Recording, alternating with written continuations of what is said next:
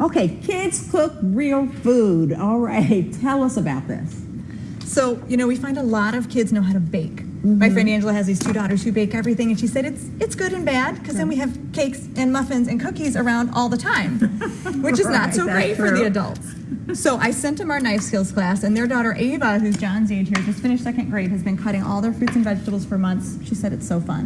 And that's what we see. The kids eat healthier, families are healthier, they're empowered with life skills, but a lot of parents are afraid of knives. Right. So they tend to start with these safety knives. Leah's going to tell us why that's not a good idea. Okay. Oh, I have to use a saw blade motion, and that's not the right motion. Oh, so very good. Yeah, we have to unlearn bad habits when we try to switch them to real knives. And a lot of kids love to cut apples, which is a disaster with those safety knives. Yes, that doesn't even cut it. Right. No. So we like to start with the same techniques from butter knife to chef's knife. And Gabe here is 4.5. He's been doing this since he was 2. Gabe, can we show our skills real quick? Ready? Let's get that out of the way.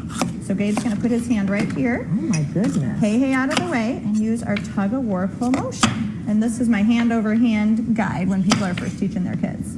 So tell me why you think it's important. I mean, I think it's kind of obvious, but why is it important for kids to use real tools as they're cooking in the kitchen? Sure, it just builds that confidence in such an incredible way. So, and confidence for me too, because John was using these skills as a 2-year-old, and I was very comfortable moving him up to a sharp knife really quickly. So you can see he's using kind of the same skills. John, can you show him how you do sticks? I use up and over shoulder and tug-of-war pull. Yeah, so tug-of-war pull, same motion. He's already been safe with, his, whoops, did you have it upside down? There you go, buddy. There you go, same motion.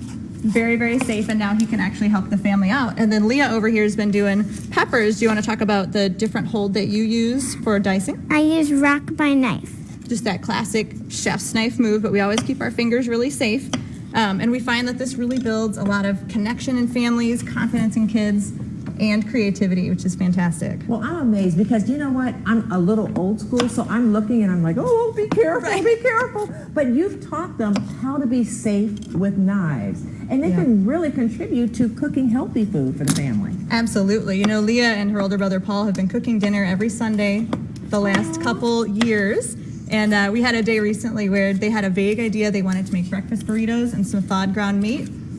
I thought this is not going to go well, but I left to do my volunteer job, which is what that enables me to do. Right. But Leah, tell them how it actually went. So we didn't have a recipe, so we just put some ground pork into a pan, and we added our own sausage seasonings. We added some peppers and onions. We made some homemade tortillas, and everybody loved it, and there was none left for Mom. So I've never been so happy to be both hungry and wrong about how it worked out. But we would love to send your viewers that knife skills video at kidscookrealfood.com/Cincy. Okay, say that one more time so people get it. You bet. kidscookrealfood.com/Cincy. And that's a 10-minute knife skills video for kids ages 2 to 12. Oh, my goodness. Thank you so much for coming on. We appreciate all of you. You're doing such a great job handling the knife way better than I could do.